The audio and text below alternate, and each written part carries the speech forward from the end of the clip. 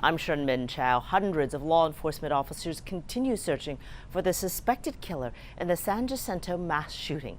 Francisco Oropesa has been on the run since Friday after he allegedly gunned down 5 people. We have team coverage with Michelle Choi and Stephanie Whitfield scoping out the latest in the investigation. Let's start with Michelle, and you're down the road from the command center. Any updates from authorities?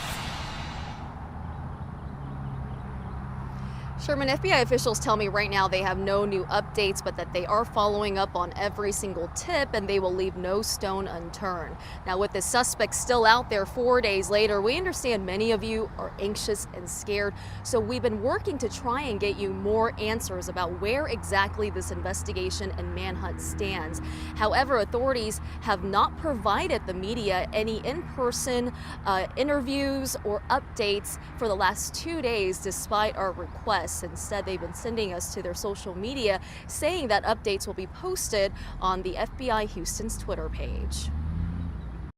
Meanwhile, there are now questions if Francisco Oropesa is even still in this area. CNN reporting that U.S. Border Patrol has been briefed to look out for him making a run to Mexico. The 38-year-old suspect is a Mexican national with a history of deportations. The White House press secretary says President Biden has been briefed about the search as well. This morning, we spoke to a woman who works at a nearby business. Afraid of possible retaliation, she didn't want to be identified, but shared she knows Oropesa, telling us he's lived in this area for at least 3 years, working as a local handyman, and worked on her home as well. She says he's a father to a young boy and married, and while Oropesa's known to be a heavy drinker, she's shocked he's accused of killing 5 of his neighbors. Pero nunca se portó agresivo.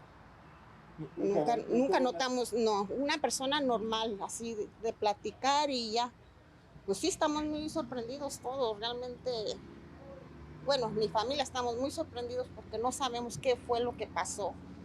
¿Por qué actuó de esa manera? No, está difícil la situación. Most recently, officers honed in on areas west of Cleveland after receiving several reports of potential sightings of Oropesa.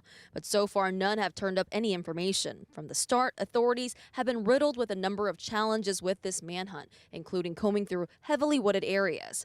And this morning, the search made even more difficult due to heavy fog. Yeah, again, remember there is an $80,000 reward for tips leading to Oropesa's arrest. The FBI says no information is too small to report. They're also asking folks to check their surveillance cameras to see if it might have captured images of the suspect. Sherman, back to you. All right, thank you, Michelle. The community, of course, supporting the shooting victims. They ranged in age from 31 to just 9 years old. And as their lives are honored, the lack of information on the manhunt leaving some neighbors on edge. Stephanie Whitfield joins us now live, and you caught up with some residents. What do they have to tell you? Yeah, well, first of all, I want to say there are several of these signs up all over the neighborhood. We've also seen state troopers patrolling the neighborhood all morning long, and neighbors say that they hope that that continues just in case the suspect comes back home. A memorial now sits outside the home where 5 people were killed Friday night. No sé ni cómo describir cómo siento en mi corazón en este momento. Today, we're hearing from a friend of Sonia Guzman, the mother who was killed along with her 9-year-old son. Juanice Lopez shared these photos with us from when she and Guzman finished cosmetology school together. Que el pensar que hay una persona que tenga un corazón tan frío. Knowing Francisco Oropesa is still out there somewhere has neighbors on edge, some now wondering if he had help escaping authorities. He could have had somebody escort him out of the neighborhood, found a place to hide. The community's definitely on high alert. We're on edge, nervous, scared. We want the coward caught. Now, we spoke to someone who knows Oropesa earlier today, and he was concerned that law enforcement is going to have trouble finding him based on this picture just because he looks pretty different now. And so we're really encouraging everyone to take a good look at all of the pictures that the FBI has been sending out as this search continues. Sherman, back to you. All right, hopefully some of those signs will help. Thank you, Stephanie.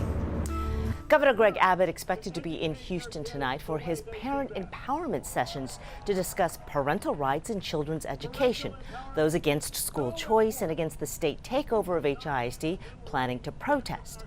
Meanwhile, the governor is facing backlash for saying the San Jacinto County massacre victims were illegal immigrants. We now know that at least one victim was a permanent resident. Yesterday, the governor's office dialed back, regretting the information was incorrect and detracted from the goal of finding the suspect. Activists want a public apology and say potential tipsters could be less inclined to come forward because of their immigration status. Our coverage continues at KHOU.com, and we will, of course, post any updates on air and online as we learn more about this investigation.